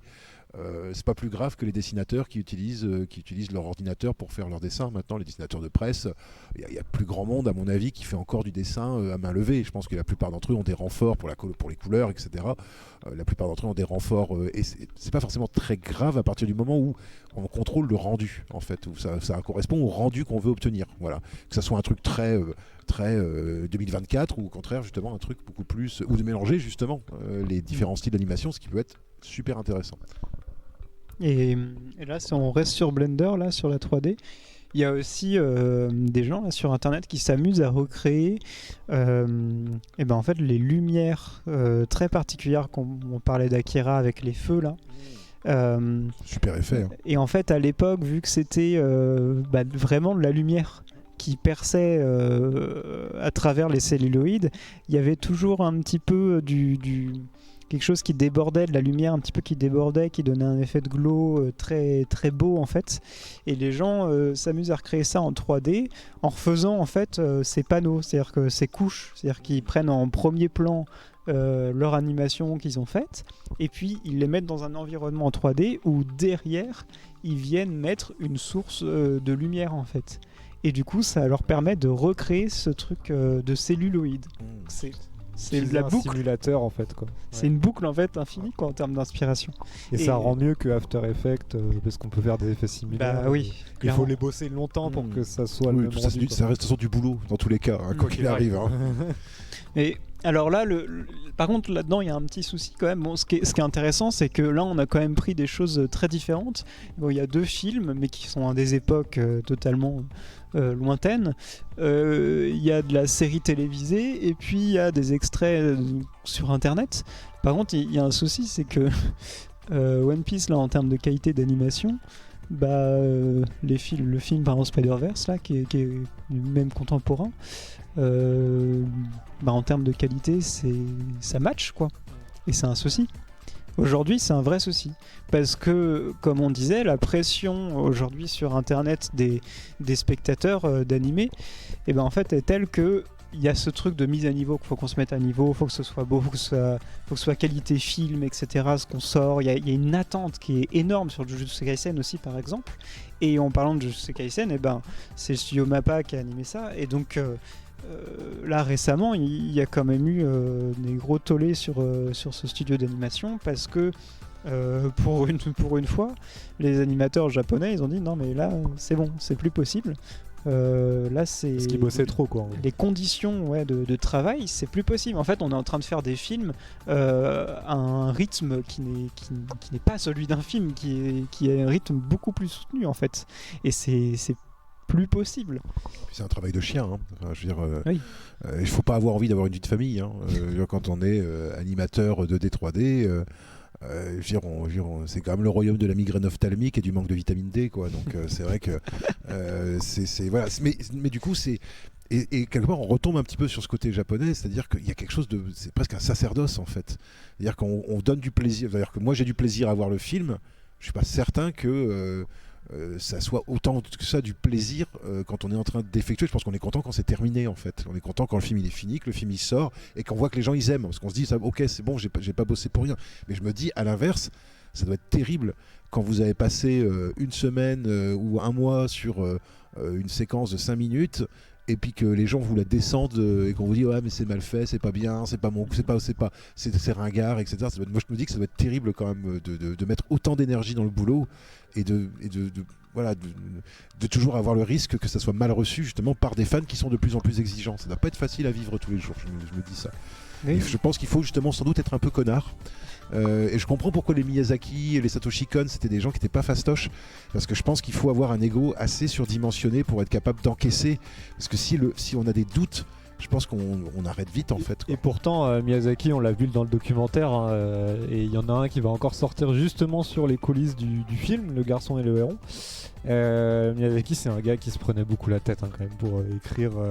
C'est-à-dire que quand il veut décider quelle scène sera la scène d'intro, comment ça va se passer, on n'arrête pas de le voir dans le documentaire, il se gratte la tête, il est stressé énormément et il sourit pas pendant tout le temps, sauf quand il dessine éventuellement, parce qu'il adore dessiner en fait.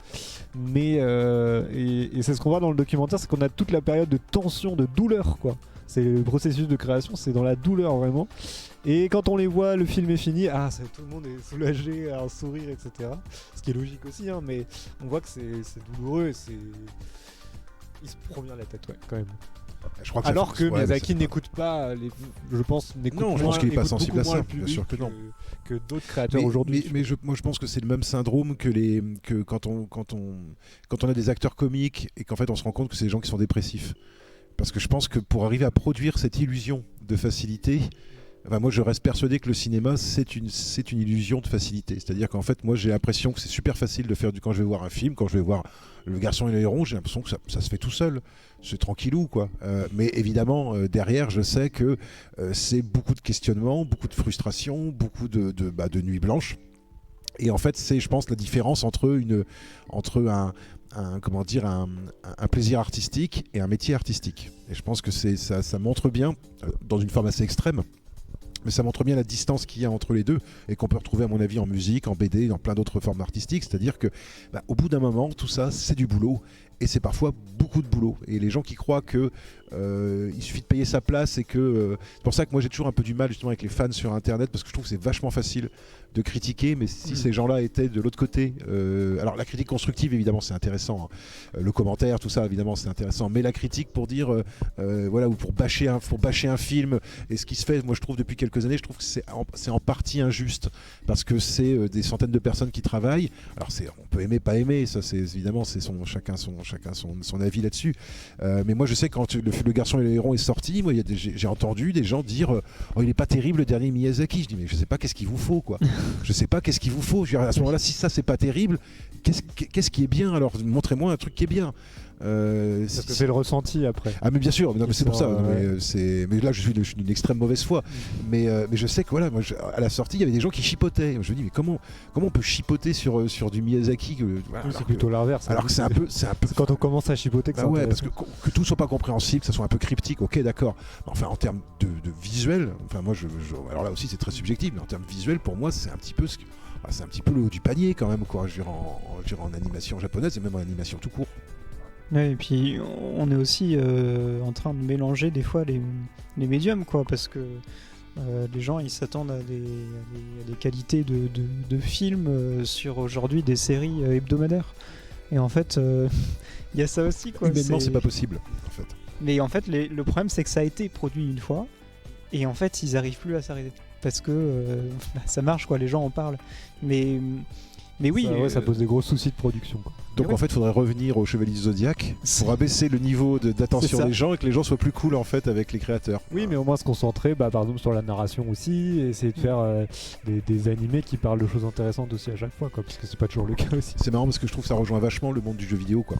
Où il y a un peu ce même genre d'attente, et puis pareil, les gens qui deviennent fous, qui font des burn-out, qui n'en peuvent plus, qui ont des enfants pendant la production, qui ne les voient pas pendant 1 an et demi. Enfin voilà, c'est compliqué, moi je trouve, parce que c'est quelque chose qui est une passion, mais une passion ça devrait pas non plus dévorer votre vie personnelle et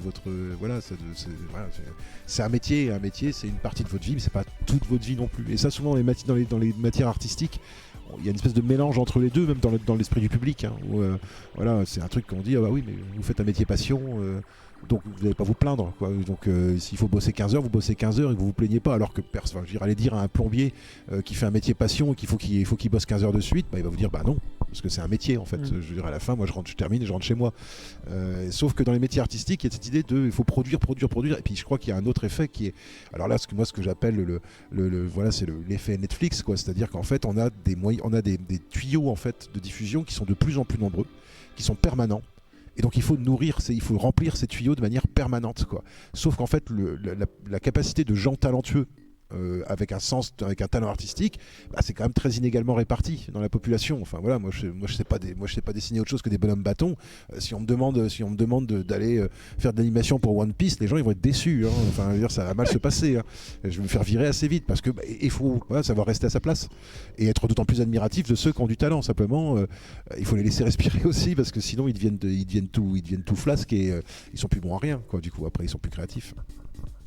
C'est pour ça que quelqu'un comme Dudok de Witt, par exemple, réalisateur de La Tortue Rouge, Dudok de Witt, lui, Michael Dudok de Witt, il a trouvé une solution. Lui, il fait un film tous les 15 ans. Voilà. Et c'est tout. Voilà. Il passe 15 ans sur son film. Et son film, il est impeccable quand il sort. Puis après, ça reprend 15 ans. Et puis voilà. Lui, il a un rythme vachement différent. Lui, par contre, on sent bien que... Et c'est pas un flemmard, à mon avis. Hein. Je pense que c'est quelqu'un qui est hyper bosseur. Mais c'est encore une autre technique, quoi. Et c'est pour ça que les Miyazaki, c'est des films événements.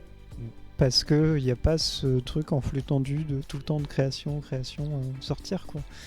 Ouais, je suis d'accord avec ça. Et aujourd'hui, bah, sur des grosses licences, bah, c'est que ça pourtant. La donne, c'est qu'aujourd'hui, on peut pas. Il faudrait pas sortir les gens de l'univers. C'est-à-dire qu'il faut que sur leur boîte de céréales, c'est One Piece. Il faut que sur leur truc, c'est.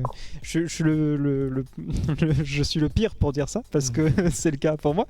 Mais c'est vrai que One Piece, ça marche. Enfin, là, j'avoue que depuis 4-5 ans, moi qui suis pas du tout spécialisé hein, dans One Piece et qui connais ça, mais d'assez loin, j'avoue que le nombre d'items, de merchandising, le nombre de fois où je dis tiens, ça c'est un t-shirt One Piece, ça c'est voilà, enfin le crâne, le crâne stylisé sur fond noir. Enfin moi, il y a 5 ans, je le voyais pas partout, alors que là maintenant je le vois sur les porte-clés, sur le truc McDo, donc ça dit bien quelque chose d'un engouement aussi populaire pour cette série-là en particulier, ou cet univers-là en particulier. Ouais. Et en fait, c'est le fait de pas sortir de la tête des spectateurs, et c'est du temps de cerveau disponible, quoi. En gros, c'est comment est-ce qu'on peut caler notre licence parmi tous les autres canaux de diffusion, parmi tout ce qu'on est en train de consommer au quotidien, quoi. Moi je pense que ça c'est l'un des gros problèmes de l'audiovisuel d'une manière générale aujourd'hui, c'est qu'en fait on est beaucoup trop sollicité par rapport à notre capacité cérébrale à ingérer les choses. Et ça c'est quelque chose malheureusement ça c'est du côté des producteurs, qui c'est pas les créateurs qui sont responsables de ça, c'est du côté des productions et des diffuseurs.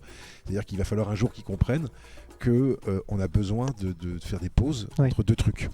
Là les séries par exemple, d'animation ou pas d'ailleurs, enfin c'est pas qu'il y en a trop, c'est qu'en fait il y en a toujours eu beaucoup, simplement on a accès à tout en même temps grâce au VOD, grâce à internet, sauf qu'en fait au bout d'un moment c'est plus possible. En fait notre cerveau il refuse en fait parce que ça lui fait trop de trucs en même temps, et du coup en fait parfois on loupe des choses qui sont très bien.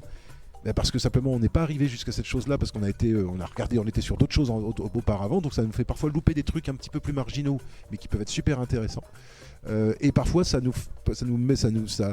pousse aussi les créateurs de contenu populaires à délayer un petit peu et à diluer un peu la créativité originelle du produit pour finalement satisfaire le public.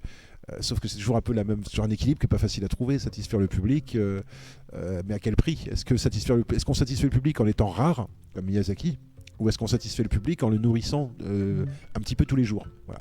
Moi j'ai pas la réponse du tout, hein. Je pense que les deux sont possibles, mais je pense que c'est des grosses questions à mon avis aujourd'hui dans le monde de l'audiovisuel, c'est la question du trop plein en fait, et plutôt que parce qu'avant c'était la rareté. C'est-à-dire que moi je viens d'un monde où c'était la VHS, c'est-à-dire qu'on se faisait des légendes sur des films qu'on voyait jamais.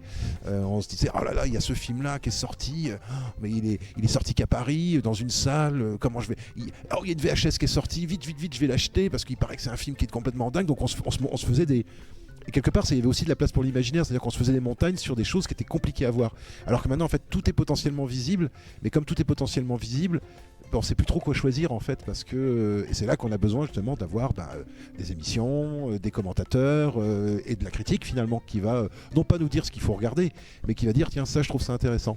Là je trouve qu'il se passe, vous voyez, One Piece, je sais plus combien il y a d'épisodes maintenant de One Piece, on en est à combien? On en est à plus de 1000? Oui, Ouais, plus de 1000. Bon, voilà, moi si je devais, moi j'avoue que moi ça me désespère quoi. 1000 épisodes, j'ai pas le temps de regarder 1000 épisodes de One Piece pour me mettre à jour. Mais par contre, si je voulais m'y mettre, je pense que je passerai d'abord maintenant par un blog ou par une émission sur YouTube pour me dire par quoi est-ce qu'il faut que je commence, est-ce qu'il y a des trucs où je peux sauter quelques épisodes et puis rattraper le coup, ou est-ce que au contraire il y a cet épisode là qui est particulièrement intéressant pour telle raison, voilà, exactement. Complètement. Et en fait, je pense que là, on est en train de faire la boucle de par ce quoi on a commencé l'émission, c'est-à-dire que aujourd'hui, il y a besoin de faire des pauses de contenu parce que on est relié à tous les canaux de diffusion, toutes les informations, et du coup, il n'y a plus de mystère. Il n'y a plus ce mystère, cette légende de ce film qui est sorti, je vais pas réussir à l'avoir, comment est-ce que je peux faire et tout, ça reste dans la tête. Et il n'y a plus de mystère. Et du coup, les gens ont besoin d'avoir des réponses. Et ce film-là, c'est la preuve tacite, c'est que les gens, en sortant de la salle, c'est j'ai rien compris, machin, ils sont frustrés, quoi. Parce que le mystère, ils n'arrivent plus à l'accepter.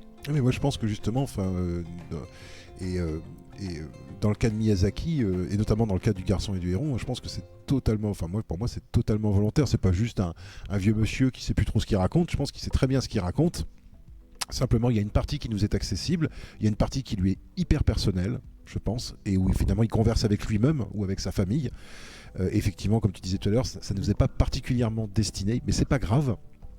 Parce qu'il y a suffisamment quand même de contenu, je pense, pour qu'on puisse nous après piocher puis mettre notre imaginaire là-dedans. Quand on parlait tout à l'heure justement de ce hors-champ sur la relation entre le père et le... Alors il y aurait moyen de faire un film entier là-dessus, hein, oui. sur comment ils se sont rencontrés, etc. Oui, etc. Mais ça m'intéresse pas moi de voir un film là-dessus. Ce qui m'intéresse, c'est que mon imaginaire puisse investir cette partie-là du film et compléter finalement ce qui ne m'est pas donné de manière immédiate. Et ça c'est... voilà, ça c'est quelque chose moi que j'aime beaucoup au cinéma et que je retrouve évidemment chez Miyazaki, c'est le fait que voilà, on n'est pas là pour me faciliter spécialement la tâche, on est là pour que voilà, si j'aime bien l'univers, je rentrerai dedans. Par exemple, moi dans le voyage de Chihiro, il y a des tas de personnages dans le voyage de Chihiro, je me demande toujours qu'est-ce que c'est quoi, voilà, qu'est-ce que c'est quoi, je veux dire, le sans visage, qu'est-ce que ça représente exactement, et je l'ai vu plusieurs fois le film, genre j'ai pas de réponse à apporter. J'ai des hypothèses qui changent d'ailleurs qui changent d'un visionnage à l'autre, comme le Garçon et les Hérons. Par exemple, en revoyant le film, je me suis dit mais en fait ce monde du rêve, c'est à la fois le monde de l'imaginaire, mais en fait pour moi c'est aussi, et c'est peut-être plaquer des choses qui sont pas dans la tête de Miyazaki, mais pour moi c'est une espèce de mix en fait entre le paradis, le purgatoire et l'enfer. C'est les trois en même temps. C'est-à-dire qu'il y a des moments en fait où il y a quelque chose qui a à voir avec une espèce de monde comme ça qui est hyper beau, qui est hyper apaisant, mais il y a ces oiseaux qui sont un peu infernaux comme ça, qui sont des espèces de créatures comme ça qui nous foncent dessus, qui sont des choses assez voilà. Et puis il y a le purgatoire avec ces warawara qui attendent de naître, et puis les morts qui attendent d'aller ailleurs, on ne sait pas trop où d'ailleurs, avec ces hommes en barque dans ces espèces de pirogues. Et en fait pour moi il y a une espèce, en fait c'est un concept assez alors je sais pas du tout si c'est ça qu'il a comme concept, parce que je pense pas que Miyazaki soit catholique ou soit chrétien, mais en fait en revoyant le film je me suis dit mais en fait c'est pour ça que j'arrive pas à comprendre ce monde, c'est que c'est à la fois le monde de l'imaginaire et c'est en même temps le monde des morts, et c'est les deux en même temps en fait. Ouais. Il y a pas de, c'est pas des mondes séparés comme nous on a tendance à dire. Voilà, le monde de l'imaginaire, le monde de l'enfer, le paradis. On a tendance à séparer les choses. Ouais. Et là, j'ai l'impression que c'est vraiment un mix de plein de mondes alternatifs tels que nous on les imagine dans notre vie, justement par nos croyances, par notre culture, par notre rapport justement à la fiction, etc. Je pense que c'est une espèce de mix assez abstrait finalement et assez philosophique, je pense assez théorique sur qu'est-ce que c'est que l'imaginaire. Voilà. L'imaginaire, c'est à la fois des croyances, c'est des références culturelles, c'est notre mémoire familiale, et moi j'ai l'impression que le fait que ce monde-là n'ait pas de sens, et en revoyant le film, je me suis demandé ça, je me suis dit mais effectivement je comprends pas ce monde, et en même temps est-ce que je comprends mieux ce monde de guerre dans lequel démarre le film. Je veux dire, qu'est-ce qui est le plus incompréhensible dans le film? Est-ce que c'est ce monde imaginaire où j'ai pas toutes les clés mais qui a l'air de fonctionner, ou est-ce que c'est ce bombardement qu'il y a au début, cette guerre qui est absurde par principe? Et je pense que là, il y a aussi peut-être une des clés, à mon avis, du film, qui est en creux l'idée que l'absurdité de notre existence humaine et l'absurdité de notre rapport à la violence est 100 fois plus forte et 100 fois plus incompréhensible que n'importe quel monde créé par un esprit humain, même si on ne donne pas toutes les clés de ce monde-là. Alors je sais pas, peut-être que ça c'est moi qui vois ça comme ça, mais pour moi il y a un parallèle quand même entre eux. Pourquoi ça met autant de temps à rentrer dans mon imaginaire, quoi? Pourquoi est-ce qu'on est autant de temps que ça dans le réel au départ? Pourquoi est-ce qu'on parle autant de la guerre? Et je me dis, c'est pas juste parce qu'il a plus besoin d'exorciser ça. Je veux dire, il l'a déjà fait dans d'autres films. Donc pourquoi est-ce qu'il en parle autant? Pour moi, c'est que pour moi, il veut nous faire revenir au début du film. C'est-à-dire qu'en fait, je sors en me disant j'ai rien compris, mais en fait, quelque part, le seul vrai truc incompréhensible de ce film-là, c'est la guerre. Et la guerre, dans notre vrai monde réel, c'est la dernière grande chose incompréhensible, la dernière grande chose que personne ne peut comprendre. Et c'est pour ça que ça traumatise tout le monde d'ailleurs. Parce que quand vous prenez une bombe sur la gueule, je veux dire, c'est totalement incompréhensible, totalement absurde. Et quelque part, ce monde imaginaire, c'est un monde, même avec des perruches cannibales, c'est un monde qui finalement a plus de sens que le monde que quitte le héros en fait au début du film. Voilà. Là, je propose un truc, je lance ça comme ça. Hein. Moi, je trouve ça intéressant. Il est 22h passées. On va peut-être lâcher l'antenne bientôt. Je peux me permettre juste un dernier truc. J'en profite. Il y a un truc que moi j'aime beaucoup chez Miyazaki et que j'aimerais toujours chez lui, c'est son sens du détail. Et en fait, moi ce que j'adore chez lui, c'est une fois que j'ai vu les films, une fois que j'ai passé justement le stade de l'histoire, j'adore regarder ce qui se passe dans les arrière-plans. Et là, par exemple, il y a un plan qui m'a marqué et qui m'avait déjà marqué la première fois. Mais qui m'a remarqué ce coup-ci, c'est qu'à un moment donné, le roi Perruche, il arrive devant une espèce de pièce d'eau, il y a des nénuphars, et il dit la nuit tombe, et au moment où il dit la nuit tombe, il y a un des nénuphars qui est en train de se fermer. Voilà. Ça, je l'ai revu, c'est du pur Miyazaki, c'est-à-dire cette attention aux détails, à la couverture des bouquins, aux objets, aux arrière-plans, et ça aussi, ça fait fonctionner l'imaginaire du spectateur, c'est-à-dire que c'est pas important pour l'histoire. Dans la gestion des foules aussi, voilà, il y a toujours tous les persos d'une foule font quelque chose. Par exemple, un truc tout bête, on parlait justement de Ponyo et des trucs d'étoffe dans Ponyo. Par exemple, un truc moi que j'aime bien, c'est qu'on sent le poids des choses, alors que c'est de l'animation. Par exemple, le matelas de son lit. Le matelas du lit, quand il se pose sur son lit ou quand il monte dans la carriole avec sa future belle-mère, on sent le poids des gens, voilà. Et ça c'est tout bête, hein, mais pour donner pour donner du concret en fait à un monde en animé, il faut réfléchir à la question du poids. Et moi je crois de plus en plus à ce truc-là. C'est-à-dire ce qui fait que ça marche, c'est parce que j'ai l'impression, je sais que c'est du faux. Je sais que c'est du dessin, et pourtant, dans la manière dont réagissent les personnages, dans la manière dont ils interagissent avec le monde, ça a le même poids que le monde dans lequel je vis. Voilà. Et ça crée cette illusion d'épaisseur et de poids et de profondeur. Ça, je trouve que Miyazaki, pour moi, c'est un maître là-dedans. C'est pas le seul, mais c'est un des maîtres justement de ce côté très matériel et presque sensuel en fait du cinéma, et qui fait à mon avis la qualité de ses films. Merci, Ron Cadoré. Merci d'avoir échangé avec nous, d'avoir échangé avec le public. Je tenais à dire quand même que voilà, j'ai vu quelques messages dans le chat aussi passer, des gens qui disaient par exemple que le monde onirique pourrait être puisé dans la mythologie shintoïste, par exemple. Ah oui, complètement. Une piste, etc. Bon, on a vu tout ça. Moi, je pense qu'on va se laisser là-dessus. J'espère que ça a apporté des clés de lecture un petit peu au film, quoi, malgré tout, que ça a donné matière un peu à y repenser. Peut-être que ça a soulagé certaines personnes aussi. Oui, c'est pas grave. C'est pas grave. Face à quoi j'étais, en fait. C'est comme quand vous regardez du Tarkovsky ou du Buñuel. Hein. C'est pas fait pour avoir une explication rationnelle à la fin. Il faut oublier ça, quoi. Et c'est exactement le but. Faut l'oublier, ce voyage, en fait, à la fin. C'est la fin du film. C'est exactement ce qu'on voulait faire avec cette émission. Bon, merci à Erwan. Il n'y a pas de quoi, merci de m'avoir accueilli. Bonne soirée. Et bonne soirée au public et à nos spectateurs en live du coup. Salut. Merci. Salut. Bonne soirée. Bonne soirée.